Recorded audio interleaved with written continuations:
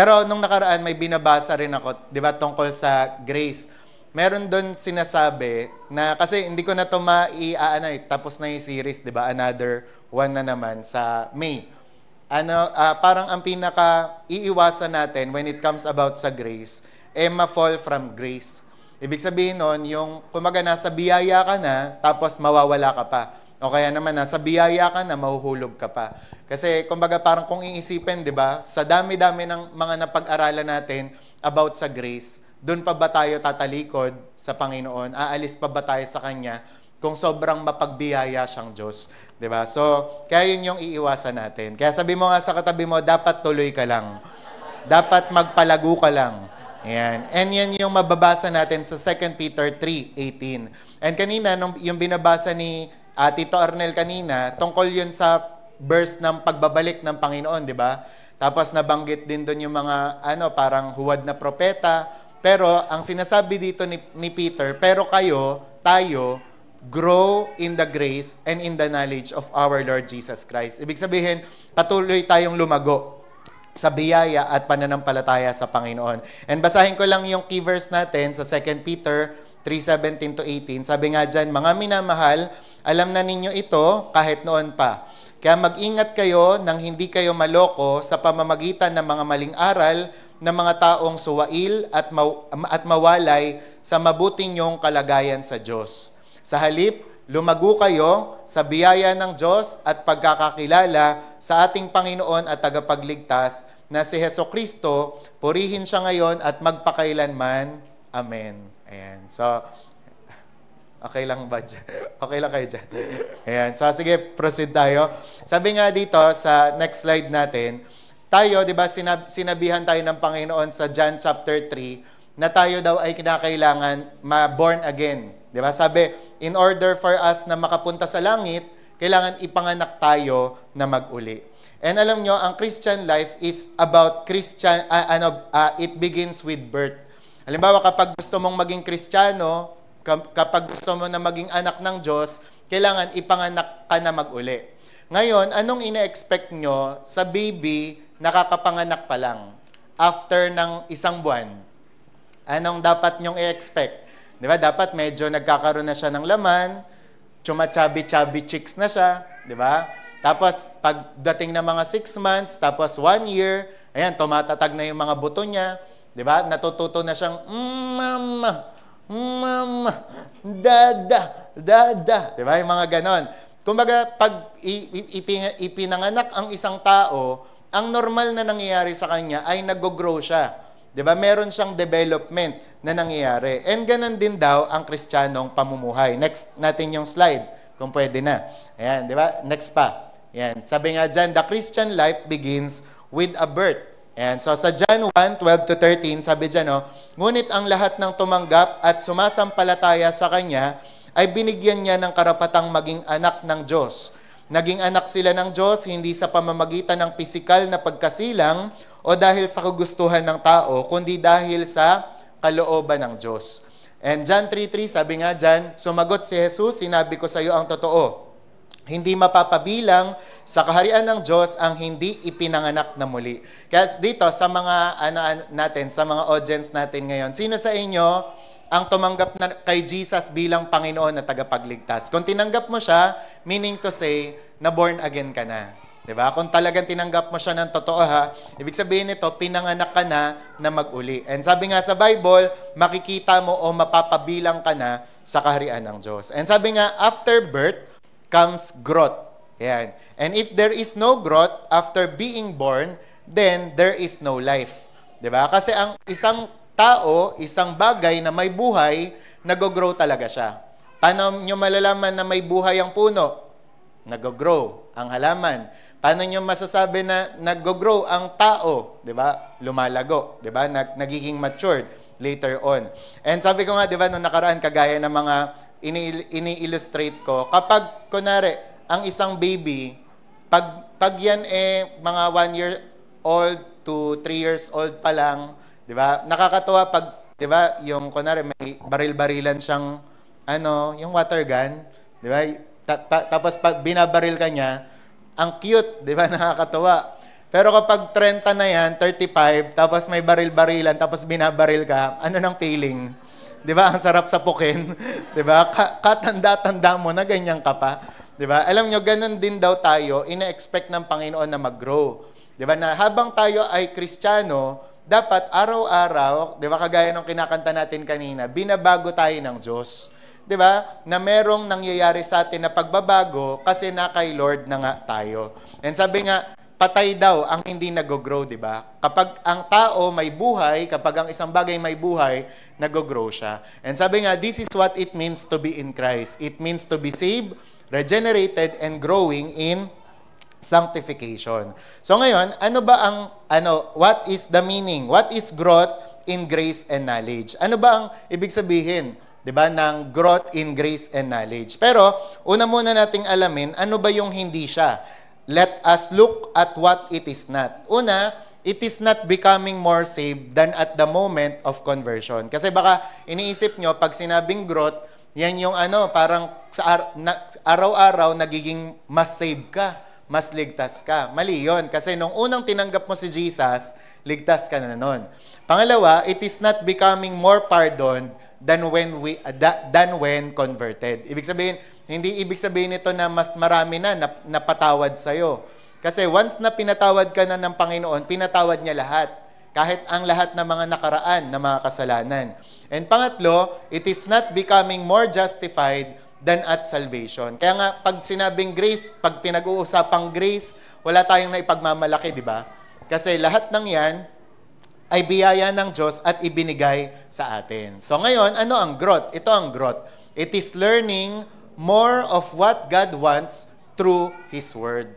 Yun pala, ang ibig sabihin ng paglago, na nalalaman mo ngayon, natututunan mo ang mga gusto ng Diyos sa pamamagitan ng Kanyang salita. Diba? Kagaya noon, nung hindi pa tayo Christian, di pa natin alam kung ano yung gusto ng Diyos at hindi. Diba? Akala mo, okay lang sa'yo, okay lang sa Diyos, yung mga ginagawa mo, diba? Pero, malalaman mong nag-grow ka na kay Lord, pag nalalaman mo na, ay, ito pala yung gusto niya, ito pala yung ayaw niya. Diba? Ay, ito pala yung gustong ipagawa sa akin ng Panginoon, ito yung ayaw niyang gawin ko. Diba? So, ganun ang growth. Pangalawa, it is being able to do more of what God wants. Hindi lang yan, yung learning. Kundi, pag nag-grow ka pala, ito yung kagustuhan mo na mas marami ka pang magawa sa gusto ng Diyos. Amen? Gusto ba ng Diyos na magmahal ka? Gusto ba ng Diyos na magpatawad ka? Gusto ba ng Diyos na maglingkod ka? Yan. Ang growth doon, yung araw-araw, nagugustuhan mo ng nagugustuhan na nasundin yung gusto niya. Di ba? Yung nasundin yung mga gusto niyang gawin. Okay? And then pangatlo, sabi nga dyan, it is living more of the love of God. So pinapamuhay mo na ngayon yung yung pag-ibig ng Diyos. Sabi nyo nga, pag-ibig ng Diyos. Ayan. So, araw-araw, nagiging maibigin ka. Okay? So, kagaya nga nitong mga pictures, na yung bata, ina-expect nating tumangkad. Sino dito ang hindi na tumangkad? Ayan, wawa naman. Joke lang. Diba? So, pag kunwari, bata kasi, diba? Ina-expect mo, tatangkad ka. Ako, nung time na yon, nung ako ay na-circumcise, hindi ko alam kung kailan yon. Si Papa, lagi ako pinapasandal sa ganon, sa pader, tapos guguhit na yan. Tapos ako, syempre, bilang nagbibinata nun, parang lagi ko yung chinecheck. Tapos nilalagyan ko ng guhit, tapos sasabihin, pa, tingnan mo, dumagdag na. Di ba? Excited ako na tumangkad. Tapos nung naging 21 pataas na ako, ayun, tumigil na. Ayan, diba? Pero, yun nga, bawat mga bata, nag-expect na ganon. Ang normal, di ba? And sunod naman, yun nga, sa mga flowers. Di ba? Yung flowers, di ba? Pag normal yung flower na yan, magbo-bloom. Bloom ba tawag doon? Di ba? And then pangatlo, yung naman, yung sa mga trees, sa mga puno. Na kung may buhay ang puno na yan, lalago at lalago yan. Pataas, tsaka pababa. Okay? So kung nag-grow sila, paano ka pa? Di ba? Kaya sabi mo nga sa katabi mo, ikaw rin, dapat mag-grow ka.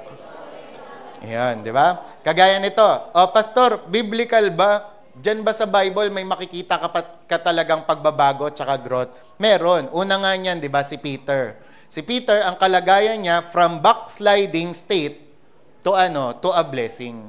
Si Peter nung hindi pa talaga siya naboborn again by the Spirit of God, nung siya ay talagang hindi pa matino, di ba? Siya ay nasa backsliding. Parang kumbaga parang dahil sa nagawa niya, gusto niyang tumalikod sa Panginoon. Pero later on, naging blessing na siya. Di ba dati, dinideny niya si Jesus, di ba? Hindi ko yun kilala. Pero dumating yung time, naging blessing si Peter. Siya ang naging sanhi, naging cause, bakit naligtas ang mga tao. Pangalawa, si Apostle Paul. From Damascus Road, na bago siya ng Panginoon, sa Roman Road na siya dumaan. Meaning to say, kasi, di ba, dati ang landasin ng ni Paul, pinipersecute niya yung mga Kristiyano. Pero dumating yung time, siya na ngayon ang nagpapanalo sa mga Kristiyano, di ba? And pangatlo, si Apostle John. From the Son of Thunder. Yan ang tawag kasi sa kanila noon. Kasi bakit? Maiinitin ang ulo. Di ba? Gusto nang yung mag-send ng apoy, di ba? Sa high blood. Pero, naging disciple of love. Kaya nga nakakatuwa, kapag pinanood niyo yung The Chosen, na yun sa app, di ba, na movie ba tawag doon, or series, di ba? So, doon mo makikita yung pagbabago ng mga disciple, di ba? Si Matthew, paano siyang binago ng Panginoon, from tax collector, na yun lang yung inaatupag niya, up to the point na sinabi niya doon sa nagbabantay sa kanya, siya na ang lahat sa akin, di ba? Ang kailangan ko lang gawin ngayon, kasi parang tinatanong siya, anong gagawin mo ngayon? Ang gagawin ko ngayon, magtiwala sa Diyos. Di ba? Umasa sa Kanya, ganyan-ganyan. Tapos nakita natin yung pagbabago, kahit kila dyan. Di ba? So, alam nyo, kung sa kanila nangyari, sa atin din mangyayari. Kaya tanongin mo ulit sa katabi mo, excited ka na ba? Kaya nga merong isang short story lang, ito, ang title niya, Happy Hypocrite. Medyo, parang contrast yung title, happy, tapos hypocrite. May happy ba na hypocrite? Kasi ganito ang kwento niya. May isang tao na parang ang sama ng muka. Grabe naman. Ang sama ng muka. Ngayon, parang syempre, kasabay nun, masama rin ang kanyang mga ginagawa.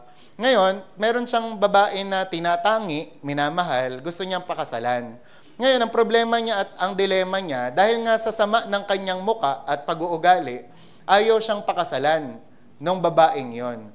Kaya alam niyo ang ginawa nitong, kumbaga parang nitong lalaki na to, ang ginawa niya ay bumili siya ng maskara. Yung maskara na yon, mabait yung itsura. Kaya sinuot niya, then niyaya niya yung kanyang gustong babae na magpakasal. And surprisingly, pinakasalan nga siya. 'Di ba? Ngayon, habang nung kinasal na sila, kung ano yung gusto ng babae na mangyari, ganun ang ginagawa niya. Nagpapakabait siya, tinanggal niya yung selfishness niya, talagang nagsasubmit siya. Ginawa niya lahat ang kaya niyang gawin para maging mabuti na tao. Ngayon kasi merong kontrabida. Nang ginawa, tinanggal yung maskara nung lalaki at nakita ngayon na hindi na nasyak yung babae kasi ang nakita niya ay isa ng gwapong lalaki. 'Di ba? Nag-transform. Bakit? From evil na itsura into good na itsura. Alam niyo kung bakit? Kasi ang sikreto doon, you become what you are. Kaya halimbawa, kapag ang isang tao pinipili niyang mag-grow, bumuting tao, bumait, tingnan niyo ang itsura, bumabait na rin. Umaayos na rin, nahahawa na yung itsura. 'Di ba? Kaysa yung, 'di ba, yung mga ang sasama ng ugali, 'di ba? Kasi meron akong kausap, grabe makapanlait. Yung nung nakaraan niya sabi niya, oo nga kuya, nakakainis na nga yung mga pangit, no? Yung pangit na, ang pangit pa ng ugali. Sabi ko, grabe ka naman parang, pero alam niyo, ganun sa tao. You become what you are. Na kung ano yung pipiliin mo, yun ang makikita ng tao sa'yo. Kaya tingnan mo nga yung katabi mo, mukha bang maayos yan? Mukha bang mabuting tao yan? Diba? Kaya minsan, yung mga tao, diba, ganon? Yung parang, ito, yung na-judge tuloy yung mga tao kasi, mukhang kontrabida to, mukhang guns to. Diba? Ganyan-ganyan. Diba? Kaya, yun yung, sinasabi doon, na napipili kung ano ang nagiging itsura. Kaya sabi mo ulit sa katabi mo, sabi mo, piliin mo yung mabuti. Di ba? Di ba yung parang nakakatuwa pag ang itsura mo mukhang mabait, di ba? Mukhang mabuti. Di ba talagang gugustuhin ka talaga? Di ba? Siguro naman ayaw natin ng mga mukhang kontrabida. Di ba? Mukhang Ayan, okay? Kaya nga, yan, okay? Kaya dito, sabi nga, what are the evidence of growth in grace and knowledge? So, alam na natin kung ano yung growth. Di ba? Ngayon, ano ang mga ebidensya na nag-grow ka na in grace and in the knowledge? So, sana i-goal po natin na mag-grow in grace and in the knowledge. Una, ito po ang ebidensya. Kung nag-grow ka na, meron ka ng basa. Yan. So, ibig sabihin, nadadagdagan na yung pagmamahal mo. Na dati, masyado kang, di ba, punong-puno ng hatred, di ba, nakikisama ka lang o nakikisali sa social media, na kapag ang social media ay punong-puno ng hate, nakikihate ka rin, di ba? Ngayon na Kristiyano ka na at lumalago ka na kay Lord, meron ka na dapat ganito, increase in love. Di ba? Na kung dati-dati, pinapatulan mo yung nang-aaway sa'yo sa Facebook, ngayon, di ba, binabaliktad mo na, binebless mo na siya. Amen? Kasi yun ang ibig sabihin. Kung nag-grow ka na, nagiging mapagmahal ka na. Amen? Di ba? Kaya yun, dapat nagiging mapagmahal tayo. Kasi sabi nga ng 1 Thessalonians 3:12, palaguin nawa at pag-alabin din ng Panginoon ang pag-ibig nyo sa bawat isa at sa lahat ng tao, gaya ng pag-ibig namin sa inyo. Diba? So, dapat daw nawa ay palaguin ng Panginoon. Kasi bakit? Sa John 13:35, sabi dyan, kung nagmamahalan kayo, malalaman ng lahat ng tao na mga tagasunod ko kayo. Kasi yun lang ang paraan. Paano tayong marirecognize bilang follower of Christ, bilang mga disciple, kung tayo ay nagmamahalan. Diba? Ikaw, gusto mong pumunta sa lugar na hindi ka mahal? Sige, sagutin nyo nga. Ayaw, diba? Kaya nga meron tayong mga, may mga ganyan, di ba, na mga estudyante, mga anak, ayaw umuwi ng bahay. Bakit? Kasi they feel unloved. Nafe-feel nila, hindi naman sila mahal doon, hindi naman sila pinapakinggan doon. Di ba? Kaya nga sa pagdating sa school o pagdating sa church, maingay sila. At nababrandan tuloy sila ng, ito papansin to, ito bida-bida. Di ba? Bakit? Kasi sa bahay, pwedeng nafe-feel nila, hindi sila mahal. Pero alam nyo, kung tayong mga Kristiyano, magmamahalan tayo, dadami ang mga gusto na maging Christian. Dadami ang gusto na pumunta ng church. Bakit? Kasi, punta tayong church. Nagmamahalan yung mga tao doon.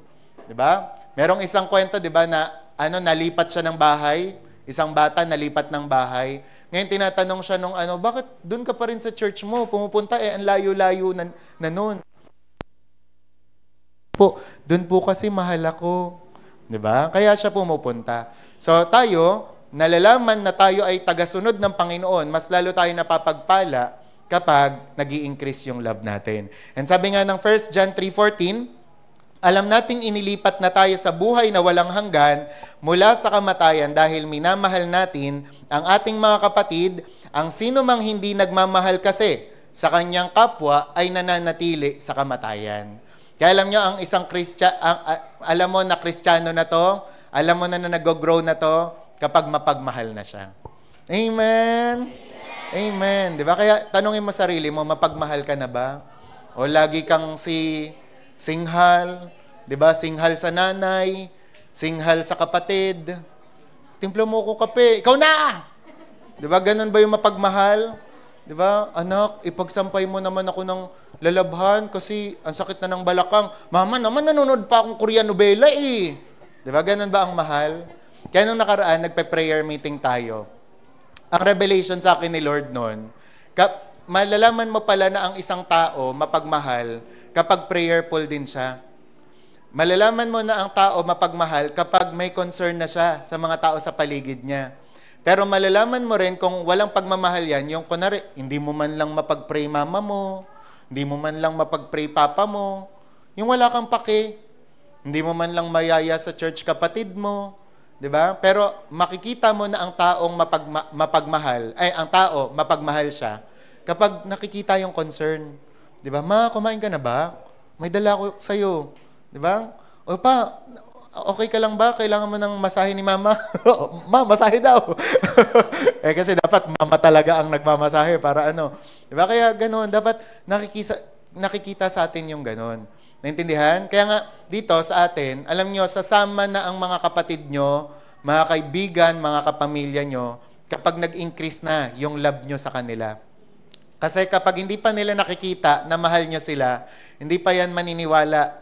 Diba? Konting pray pa, tsaka konting practice na dapat, Lord, maging mapagmahal na ako. Diba? Kaya noon, diba, may mga nagtatestimony dito na kaya daw sila napunta sa church kasi dinadalhan ng pagkain, diba? Inaalok ng pagkain, ganyan. So, dapat yun po ay nakikita sa atin. And dito, maingay na maingay, yung 1 Corinthians 13, na kapag wala daw tayong pag-ibig, we are nothing. Ibig sabihin, wala. Lahat ng gawin mo, walang halaga, walang kwenta, walang silbi. Bakit? Kasi ginagawa mo ng walang pagmamahal. Na-try nyo na magtrabahong walang pagmamahal? Sige. Diba? Kaya diba, nagkaroon ng thesis dyan sila Pastor Dan. Ano ang pagkakaiba ng public tsaka ng private agency? Kapag public, pumila ka. Ang sungit, diba? Na mga manunukli na nga lang, ibabato pa sa'yo. Diba? Ganon pag public. Pag private, talaga asikaso. Ma'am, upo po kayo. Ay, wait for a while lang po, ganyan. Diba? Gusto niyo po ng tsaa? Diba? Talagang Diba? Pero, yun nga, tayo, yung kumbaga parang kung gusto niyo na magkaroon ng silbi, ng halaga ang mga ginagawa natin, gawin niyo ng pagmamahal. Ng may pagmamahal, di ba? O sino sa inyo dito nagtatambo rin pero wala namang pagmamahal? Nautusan lang kasi ko ni Ate Rachel. Para kang nangingisay. Diba? Pero pag may pagmamahal yan, diba? Pag para kay Lord, di ba nai-inspire lahat? Dahil nai-indak ka na, sumasayaw na rin tuloy lahat. Amen? O, pag nag-one-to-one ka ng may pagmamahal, o paano yon? Princess, alam mo ba yung salvation? O, ito, basahin mo na lang. O. Diba? Yung parang, pero pag may pagmamahal, paano? Pag walang pagmamahal, ganon. Pag may pagmamahal, alam mo ba, precious? Diba? Kung gusto mong maligtas, mapunta sa langit, you must realize that you are a sinner before God. You must recognize. Tapos after po nun, gusto mo ng gutom ka na ba? Tara, kain tayo. Diba? Ganon yun. Tapos kada Sunday, precious, punta ka naman, ganyan. Ganon ang may pagmamahal. Diba? At lalo alimbawa, yung susunduin pa, diba? Ganon. Naintindihan? Kaya noon sa Magdaong uso yon. Yung talagang naghahatiran pa sila, nagsusunduan, kasi mahal nila ang isa't isa. Ayaw nilang, hindi sila pumapayag na may isa na hindi makakasimba, kukulitin talaga nila. Kasi ganon ang may pagmamahal. Increase in love. Kaya sa mga mag-aasawa dyan, di ba, magkakapatid, yan ang dapat na maranasan ng bawat isa sa atin. Okay? So, nag-grow ka na. Di ba? Tsaka una, ang makakakita niyan, makakapansin, yung iba na. Yung kapwa mo. Pansin ko si Tenten, di na mainit ulo. Di ba? Talagang masunurin na. Ganon yon. Kasi, nagiging mapagmahal na nga. Pangalawa, increase of faith. Ayan. So, malalaman mong nag-grow ka na kapag nag-i-increase ang pananampalataya mo. Yung habang tumatagal, nawawala na yung mga pagdududa mo kay Lord. So, paano yon? Sabi nga ng 2 Thessalonians 1:3, di ba? Mga kapatid, lagi kaming nagpapasalamat sa Diyos dahil sa inyo. Nararapat lang na gawin namin ito dahil patuloy na lumalago ang pananampalataya nyo kay Kristo at pagmamahalan sa isa't isa. So, kailangan, kung gusto natin na makita sa atin, kung gusto mong malaman na nag-grow ka na, ayan, may increase na sa faith mo. Diba? Uy, Gab, may babayaran daw tayo, 200. Diba? Ay, okay lang yan. Kayang-kaya ni Lord yan. Na-provide niya nga yung 300 last time eh. Diba? Ganun yon. Yung habang tumatagal, nag-i-increase yung faith mo. Uy, Raylin, may ubo daw si Jacel. Ay, kayang-kayang pagalingin yan. Yung sipon ko nga nung nakaraan, pinagaling ni Lord eh. Diba? So, kaya rin sa kanya. Naintindihan? Yung habang tumatagal ka, diba? Habang natetesting mo si Lord na faithful siya, talagang mapapagkatiwalaan, nag-i-increase din yung faith mo. Amen? Di ba kaya nga may mga quotation, di ba, sa commercial, subok na matibay, subok na matatag. Di ba? Anong commercial nga yun? Alaska? Bear Brand? Nalimutan ko kung ano yun. Ano ba yun? Bubong ba yun? Boysen? It's a miracle ata yun. Ayan, di ba? Ibig sabihin kasi, sa testing ng time, nasubukan ng matibay, nasubukan ng matatag. Di ba? Kaya meron tayong mga ganyan, di ba? Mga gustong mga brand. Di ba? Ay, gusto ko sa sapatos, Adidas. Kasi kahit itapak ko sa kung san-san, kahit itapak ko sa paa ng classmate ko, hindi nasisira. Di ba? Kasi talagang na-testing mo na. Di ba? So, ganun din kay Lord. Dahil na-testing mo siya, kaya nga may kanta tayong yung "'Tis so sweet to trust in Jesus, just to take Him at His word, just to rest upon His promise, just to know thus saith the Lord." Ano sabi sa chorus nun? Jesus, Jesus, how I trust Him, how I prove Him over and over, or and or. Jesus, Jesus, precious Jesus, oh for grace to trust Him more. Amen? Kaya yung mga sino dito, taas kamay, ang hindi pinabayaan ng Diyos. Amen? Kaya halimbawa, mayroon kang parang feeling mo, bagong problema ito, tingin ka lang sa nakaraan. Na doon nga, itinaguyod ka. Nakatapos ka nga ng kinder matatapos mo rin yung elementary. Natapos mo nga elementary, matatapos mo rin yung high school. Diba? Sa awa ng teacher. Sa awa ng Diyos. Diba? Mapapasa. Diba? O, napasa mo na nga ang high school Uurong ka pa ba? Kaya mo yan hanggang college. Amen? Amen. Diba? Ganon yun. O, sa mga mag-asawa, napagtagumpayan nga natin nung nakaraan, di ba? Nung naging mag-text kay Aling Nena, di ba? Napagtagumpayan natin yun. Di ba? Mapapagtagumpayan natin hanggang ngayon kahit si Aling Dora na yung kachat mo. Di ba? Kaya may mga, parang basta isipin nating maigi, si Lord, araw-araw may pinapakita siyang mga miracle, signs and wonders. Ngayon, ikaw naman bilang response, dapat tumataas ng tumataas yung faith mo. Hindi yung kung kailan ka tumanda, duda ka na ng duda. Di ba? Alam mo yon? Sa inyo may kakilala kayong ganon. Yung habang tumatagal, tumatanda, nagiging mapang-duda. Di ba? Talagang dinidiinan ko yan kasi gigil ako dyan sa duda na yan. Di ba? Yung kung kailan naging magaling sa Bible, sige nga, Rap, explain mo, bakit nahati yung Red Sea? Diba? Ano ba naman yan? Explain ko pa ba? Diba? Kagaya nung yung sa, napanood nyo yan sa video. Sabi niya, maniniwala ako dyan sa Jesus mo kung ipoprove mo 100% na yung na nabuhay siya na mag-uli. Diba? Kaya gigil yung pastor Diba? Ikaw ba? Kapag umiinom ka ng gamot, i-check mo rin kung 100% safe. Di ba? Kaya sabi niya, doon na papasok yung faith. Na dahil naniniwala ka, iti-take mo siya. Tatanggapin mo siya. Amen?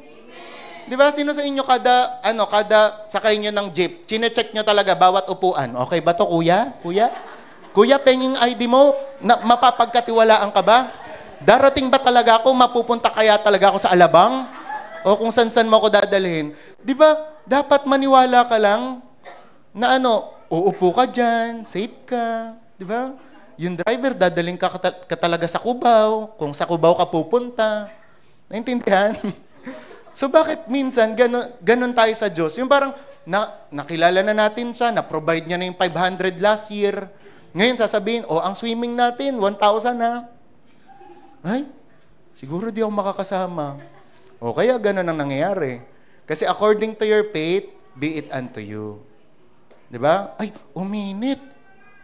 Yung Meralco namin naging 4,000.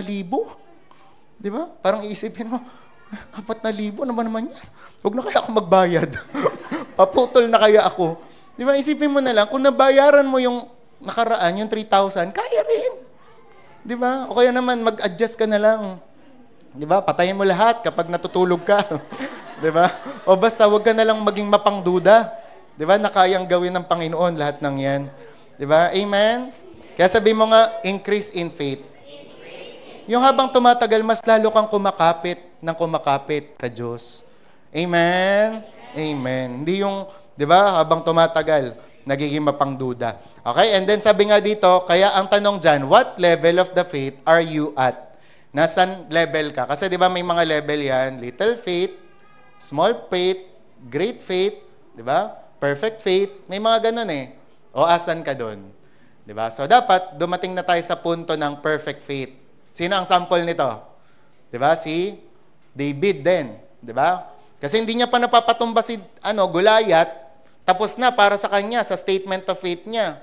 Ipapakain ko sa mga ibon niyang katawan mo.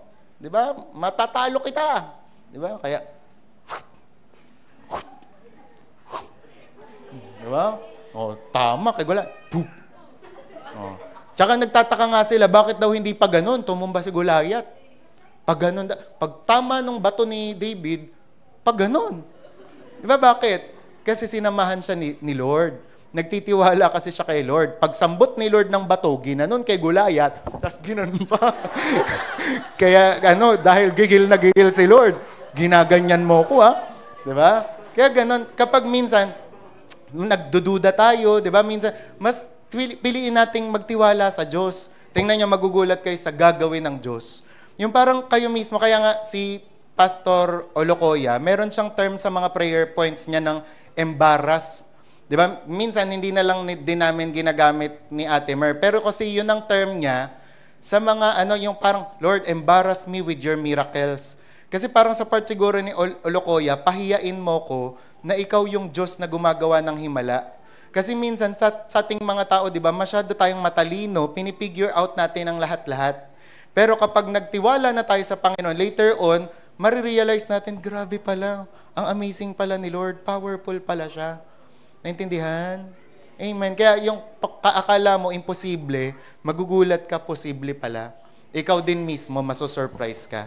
Amen? Kaya yung mga statement nyo na, hindi na magbabago, nanay ko, pastor, talagang Armalite yan. Diba? Yung pagtiwalaan mo, magiging pellet gun din yan. Chut, chut, diba? Mga ganon. Diba? Basta magbabago yan. Amen? So, sabihin mo sa katabi mo, increase of faith.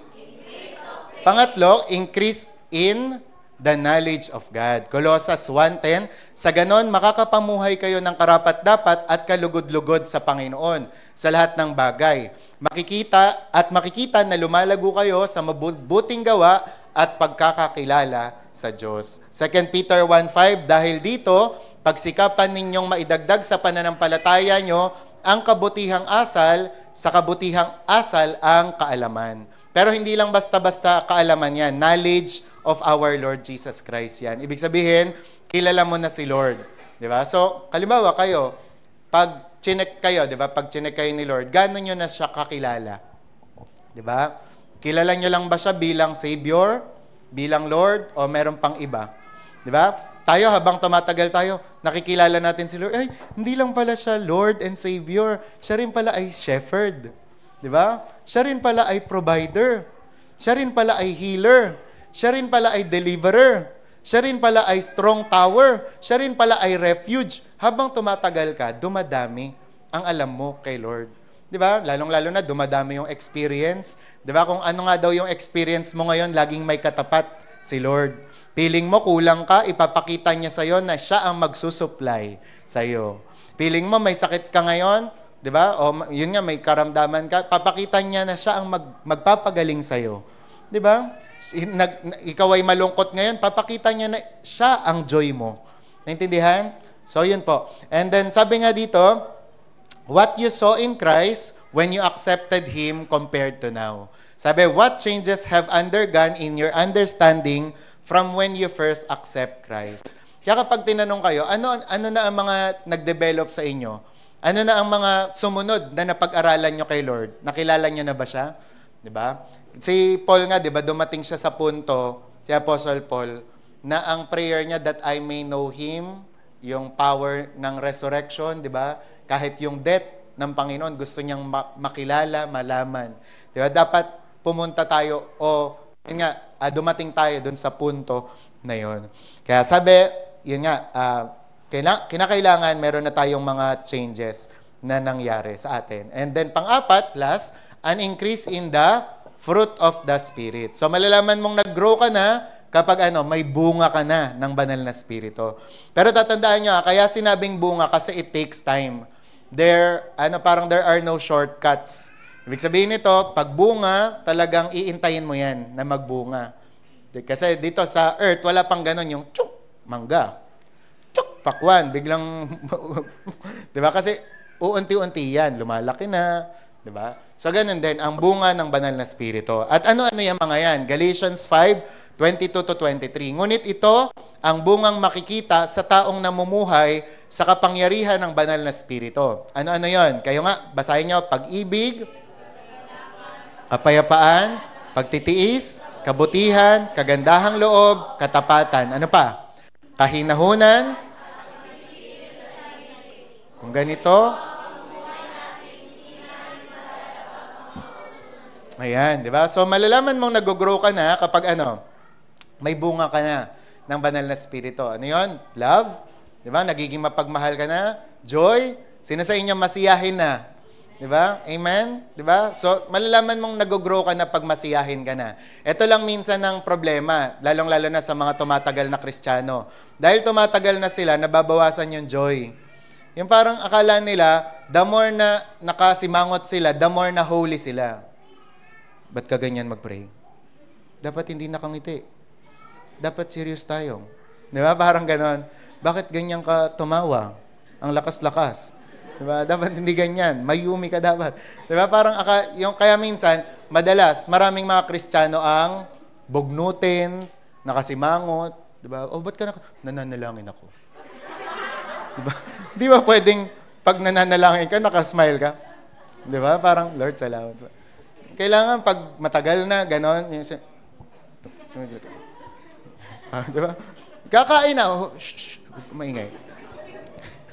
Parang napaka-seryoso. Marami ganon. Totoo yan, di ba? Na habang tumatagal, mas lalong nagiging serious. Di ba? Kaya ang muka ay di ba? Busangot din. Kaya tingnan mo yung katabi mo, mukha bang may joy yan? Di ba? Kasi ang Diyos natin, buhay. Amen? Kaya dapat ang mga muka, buhay din. Amen? Hindi mukhang patay. Laging, kung wala ka. Diba? Si Jesus, buhay siya. Kaya dapat ang pag-asa natin, ang itsura natin, ang mga perspective natin, disposition sa buhay, buhay na buhay. Pag sinabi, may exam, talaga? Kayang-kaya yan. Pilitin mong umiti. Diba? 5,000 ang Meralco? God will provide. Basta wag ka papa-apekto. Kasi yun na nga, may problema ka na nga, problema pa yung mukha mo. 'Di ba? Kaya damang-dama ng mga tao sa paligid na problemado ka. 'Di ba? Kaya minsan nagaganon ako ni Nanay Emily. Yan nila mama. Anak, may pinagdadaanan ka ba? Bakit po? Kita sa mukha mo, ganun ba? Diba? Parang gusto mong bawiin. Ganun po ba? Diba? Kasi dapat yun nga, talagang hanggat maaari, kaya yun si Pastora Bernadette, paulit-ulit talaga yun. Diba? Na lesson sa amin. Ma, bakit ka nakangiti? Diba? Ma, bakit nakapustura kang ganyan-ganyan? Diba? Mukha kang mayaman, diba? Kasi wala na ngang pera sa bulsa. Magmumukha pang mahirap, diba? Magmumukha pang busangot, diba? So, dapat, tandaan natin, yun nga, yung joy nakikita sa atin. Sabi nga ni Mark Hankins, joy is a serious business of heaven. Gusto kang pasayahin ng Panginoon. Diba? Sabihin mo sa katabi mo, pasayahin. Diba? Sino sa inyo, mag-survey tayo ha? Sino ang mas, sasamahan nyo na kaibigan? Yung lagi kang sinisamangutan o lagi kang niningitian? Oh, sa inyo na nanggaling, di ba? Lagi kang niningitian. Di ba? Tara, mag-excite tayo. Pixie Forest tayo, festival. Di ba? Parang doon pa lang sa mukha may gagawin ng masama. Di ba? Kaya hindi ka sasama. Pero doon uy, tara, church tayo. Tara, punta tayo sa ganito, ganyan-ganyan. Okay? So, medyo, mabababaw lang yung example, pero talaga naman may malalim na kahulugan pa rin. And also, sabi nga dyan, love, joy, peace, di ba? Patience. Yan. Ikaw ba, mapagpasensya ka? Pag nagda-drive ka, tapos may ibang, ay! Di ba? Doon din minsan, pag natetesting, di ba, kapag Christian ka na, pag medyo, tapos may makulit, yan. Kaya dapat isipin niya maigi. Di ba? Pag rin, ginulat ka, parang anong sasabihin mo? Ay pusa. Di ba? So, dyan pag mapagpasensya. Di ba? At maraming ganyan. Sa bahay pa lang, may mga tester na niyan ng pasensya. Di ba? Sa school, di ba? May mga classmate kayong ganyan. Yung talagang inuubos, trabaho niyang mangubos ng pasensya, kala mo sinusweldohan. Di ba? Sa trabaho, may ganyan talaga. Kaya, kung Kristiyano ka, yan, dapat buti na lang, Christian ako. Diba? Talagang ngingitaan mo na lang. Love, joy, peace, patience, kindness. Nagiging mabait ka na ba? Goodness, mabuti ka ba kahit masama sa'yo? Faithfulness, tapat ka ba? Diba? Tapat ka sa mga gawain, tapat ka sa asawa. Ikaw lang ang number one. Ikaw lang, wala nang iba. Diba? Hindi si Lorna o si Aida o si Pe. Di ba? Mga ganyan-ganyan. Si Marlon o si Dexter o si Bong. Di ba? Dapat ang faithfulness, isa lang. Di ba? Pag nag-asawa ka halimbawa, isa lang yan. Di ba? Huwag ka nang titingin sa iba. Di ba? Pigilan mo sarili mo. Kaya yung mga niloloko lang kayo niyan, yung mga kanta-kanta, kaya huwag kayo mahilig sa mga kanta-kanta.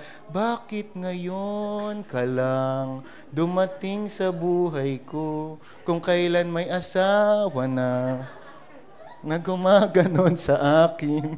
Di ba?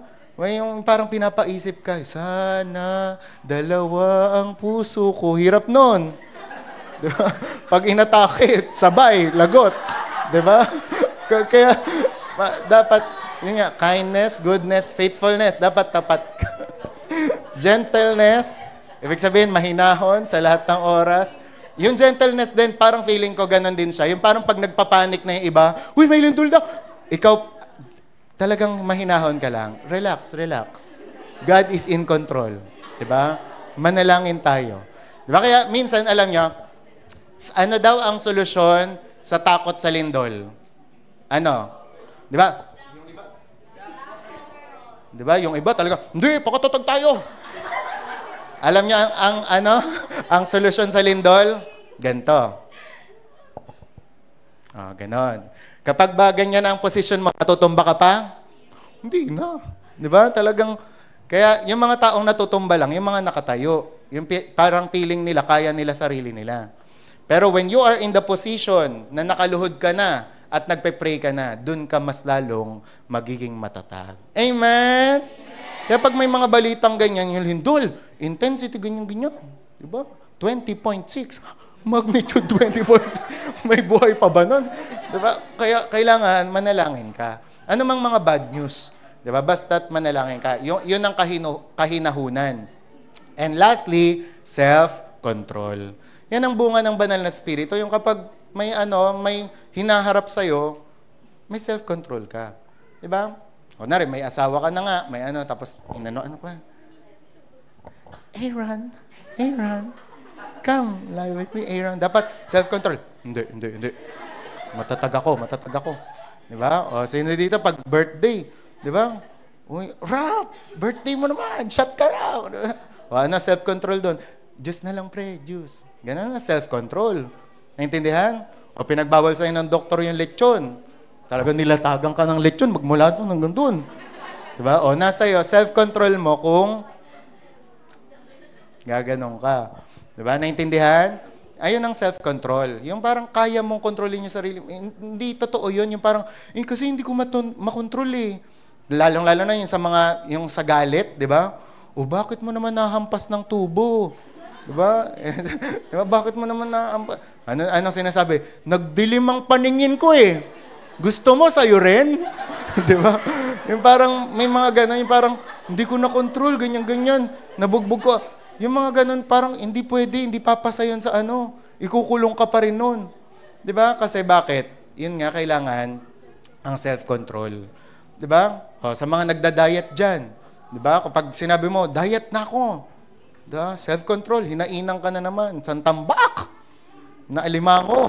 Santambak! Na lechon. Liempo, sarap-sarap.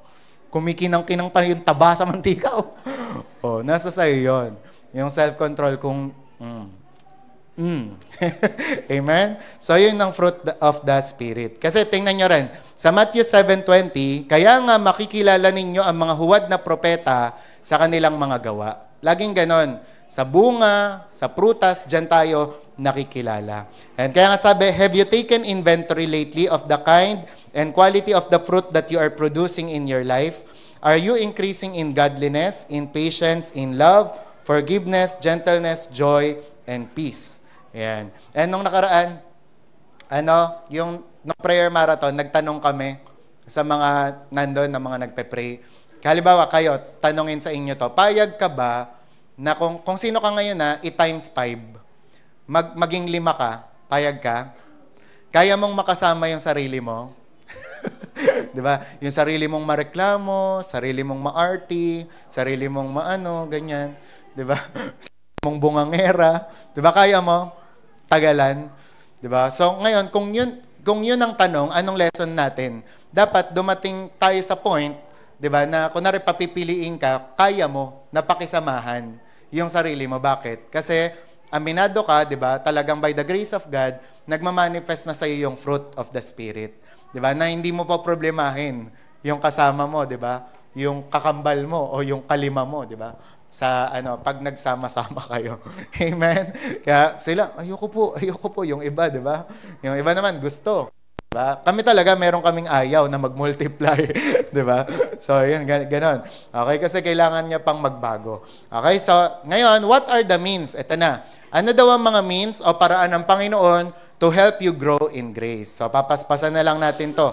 Kasi kagaya nga nung sinasabi ko kanina, there are no shortcuts, pero dapat nga, magpa-undergo tayo dito in order for us na mag-grow. Una, He uses His Word.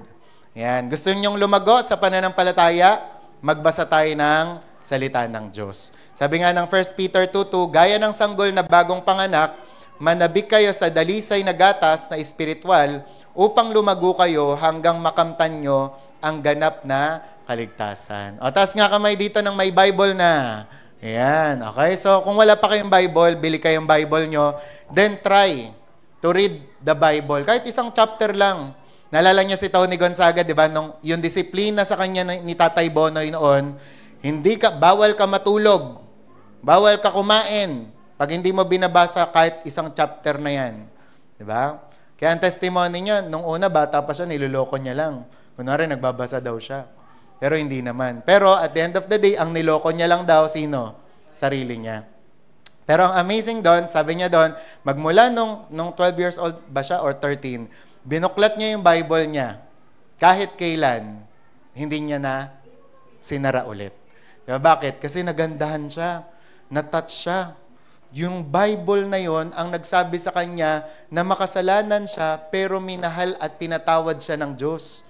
Yung Bible na yon ang nagsabi paano siyang maging mabuting anak, paano siyang maging mabuting citizen. Sabi niya nga, ang pinagsisisihan daw niya, pumasok siya sa showbiz na hindi handa spiritually. Hindi niya daw alam yung Bible. Kaya nung pagpasok niya ng showbiz, ang dami niyang kinaharap. 'Di ba? Mga criticism ng mga tao and madalas negative siya noon, 'di ba? Napaka-negative thinker niya. Pero nung nabasa niya yung Bible, nalaman niya yung identity niya kay Lord. Ayun, doon na umayos yung buhay niya. Kaya sabi mo nga sa katabi mo, ikaw din, basa ka ng Bible. And ako rin, nalaman ko kung ano yung tama, ano yung mali, ano yung dapat na gawin nung binasa ko na yung Bible. Sabi nga, you never outgrow your need for milk. Lalong-lalo na sa mga matatagal na ha, hindi natin pwedeng sabihin na yung kumbaga ma-outgrow na natin. 'Di ba? Ang Panginoon o ang spiritual na buhay natin. Kasi we need to grow continually. You always need the Word of God in order to grow. Kaya sabi nga, tatandaan natin, kapag nagbabasa tayo ng Bible, there's a new you coming every day. Araw-araw, mababago ka. Diba? And pangalawa, ang ginagamit ng Panginoon para mag-grow tayo, He uses trouble, and experience. Kaya yung mga problema na yan, huwag niyong kaayawan yan. Huwag niyong kabiteran yan. Bakit? Kapag nagkakaproblema kayo, dun pa nga kayo pinapatatag ng Panginoon. Di ba? Dun kayo. Kaya si Manny Pacquiao, saan tumatag? Sa training. Di ba? Yung tiyan nyo, talagang hinahataw para tumibay yung tiyan. Kaya pag suntok nila Marquez, nila Barrera, wala. Di ba? Bakit? Sagana sa training and experience, di ba? At yung trouble na yan, ito yan, sabi sa James 2:1-4, mga kapatid, magalak kayo sa tuwing dumaranas kayo ng mga pagsubok, sapagkat alam ninyong nagdudulot ito ng katatagan sa inyong pananampalataya. Kaya tiisin nyo ang mga pagsubok upang maging ganap at walang anumang pagkukulang ang buhay ninyo. Amen? Di ba? Kaya pag may mga pagsubok, wag ka agad mabad trip. Isipin mo, ano kaya ang tinuturo nito? Ano kaya ang i-improve nito sa aking buhay? Diba? And minsan, ginagamit niya nga yung mga kapatid mo, ganyan, mga experience, para tumatag ka. Okay? And then pangatlo, He uses our private devotional life. Ayan. Kaya kapag nasa bahay kayo, dapat nagde-devotion kayo, nagbabasa kayo ng Bible. Hindi lang dito, sa scripture reading. Diba? Dapat sa bahay din, nagbabasa ng Bible. Ako, alam na alam ko kung sino sa church people, kahit pagdating talaga sa bahay, nagbabasa pa rin ng Bible. Bakit? Ano yan? May ebidensya yan. Madaling lumago. Madaling mag-grow. Bakit? Kasi daily ang feeding. Kayo ba na-try nyo kada linggo lang kumakain? Ano mangyayari sa katawan nyo? Payatot, malnourished, abnormal. Di ba? Ganun din. Kapag tayo, araw-araw, kumakain, so magiging normal, magiging malakas ang pamumuhay natin. Kaya, pansin mo, siguro hindi nakapagbasa ng Bible ito. Bad tripping eh. Di ba? Siguro hindi ito nakapagbasa ng Bible. Masyadong malungkutin eh. Dalang-dala sa problema. Di ba? Binrake lang naman ng girlfriend. Di ba? May mga ganon. Di ba? Binrake lang ng girlfriend, magbabackslide na. Diba? So, ganun. Hindi lang Yan. Kaya, dapat mag-devotion tayo. Kasi in His presence, you mature. Your soul is affected. Holiness becomes more of a part of you. Kaya minsan, ito, testimony ko bilang pastora, ang madalas nagbabasa ng Bible kahit sa bahay nila, nagde-devotion talaga, madalas talaga hindi sila sakit ng ulo ng pastor. Sorry pala sa term, hindi ko nagagamitin yun. Madalas, hindi na sila sasawayin pa. Bakit? Kasi sila mismo, nasasaway na nila yung sarili nila kasi bakit? Nababasa nila sa Bible na mali pala yun. Naintindihan? Amen? Parang galit na kayo. Amen. Yan. Okay, number 4, He uses public worship service. Kagaya ng ginagawa natin na to. Kaya para mag-grow ka, attend ka ng service. Di ba? Bakit? Kasi ginagamit din ng Panginoon yan para mag-grow ka. Halimbawa, ito, nakakarinig ka ng Word of God. Di ba? Kanina, kumanta tayo, umawit tayo. Hindi mo alam, may nadadagdag yun. Saan? Sa spiritual na buhay mo. Kahit 1%. Di ba? Sabi nga ni Terry Sabel, di ba? Huwag daw tayo malulungkot kung 1% lang yung i-increase natin per day. Bakit? Kasi in just 100 days, ilang, kung 1% ng 1%, edi 100%. Kaya yung mga increase na yan, na kahit 1%, basta't nag-i-increase, di ba? Go lang yan. Di ba? Talagang tanggapin natin yan. Okay? And sabi nga, in worship, your heart is lifted to Him. And you discover one of the purpose for your creation to truly praise and worship God. In service, you learn humility, compassion, and patience. These virtues help keep unstained your fellowship with God. Kaya tingnan nyo, dito nga sa worship daw, di ba, si Lord, tinatouch yung heart natin. Sa service naman, pag tayo ay nagsaservice sa mga tao, nagiging humble tayo, compassionate, tsaka mapagpasensya. Ito naman ng correction sa mga ayaw magsimba. Kasi in-address to ni David Hernandez nung nakaraan, di ba, sa channel niya, na magmula ng pandemic, mas gusto na daw ng mga Kristiyano ang online na lang. Which is wrong pa rin daw. Kasi ang katawagan ng mga Kristiyano ay magsama-sama pa rin. Bakit? Kasi kapag nagsama-sama tayo, dun napapractice yung mga Christian virtues natin. Kasi paano mong mapapagpasensyahan ang cellphone lang? Paano mong papakitaan ng pagmamahal ang cellphone lang? Di ba? Kaya in order na ma-practice mo ang love, ang forgiveness, ang patience, kailangan sumama ka sa mga kapatiran mo sa Panginoon, maki-fellowship ka. Naintindihan? At minsan, kapag nagkakaroon kayo ng misunderstanding, uy, nainis ako sa'yo kanina. Hindi mo inabot sa akin yung plato nung LG. Di ba? Pinagsasaing ka ni ate sa, hindi ka nagsaing. Galit ako sa'yo. Di ba? O pag ganon, dun mo naman maipapractice na mag-forgive pa rin. Di ba? Magpasensya. Naintindihan? Kasi hindi ka nga makakapag-practice ng Christian virtue pag mag-isa ka lang. Sabi mo nga sa katabi mo, kailangan kita. Di ba? Kailangan andito ka. Di ba?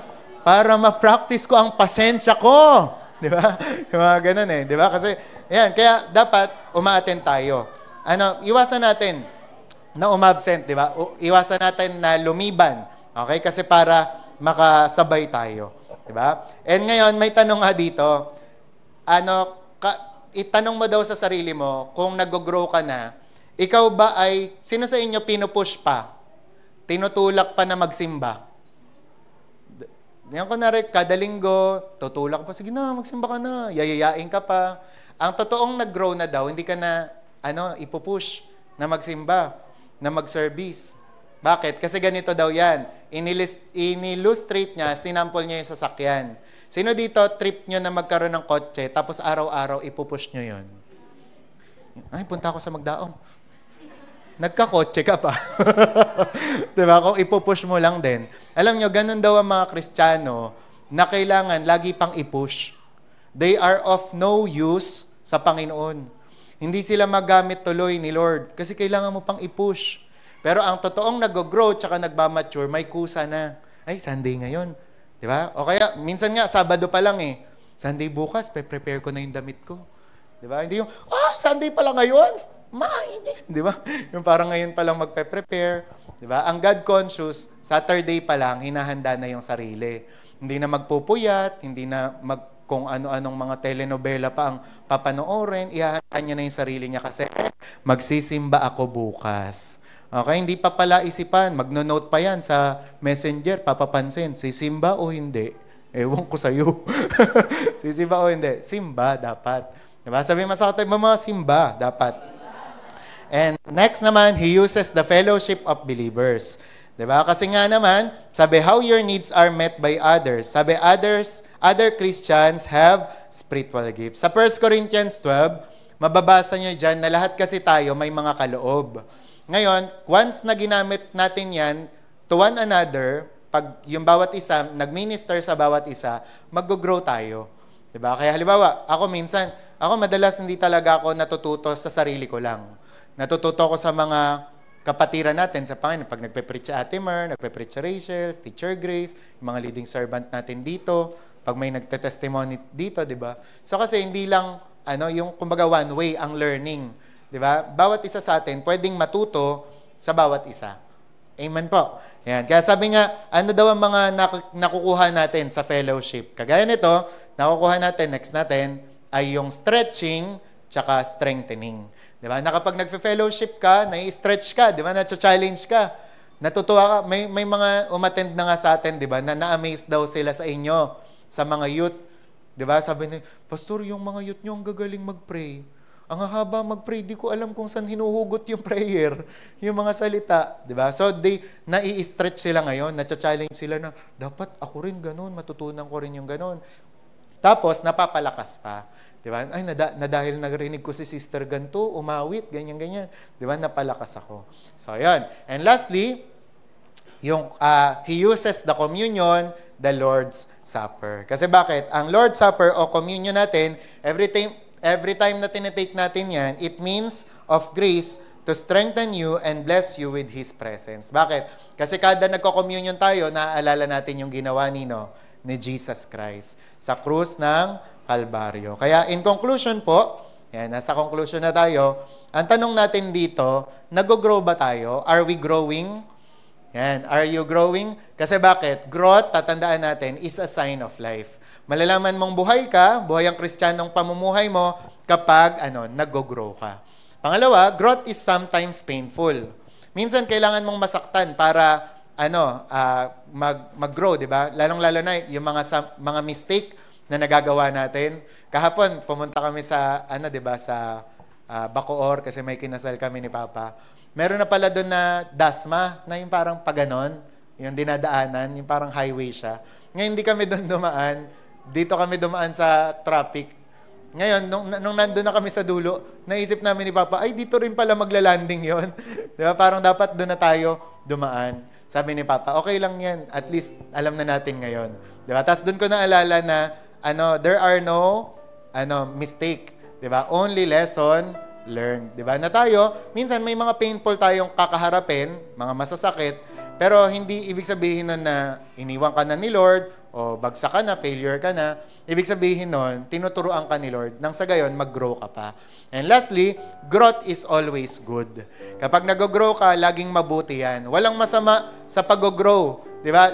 Ang growth, laging positive yan. Amen?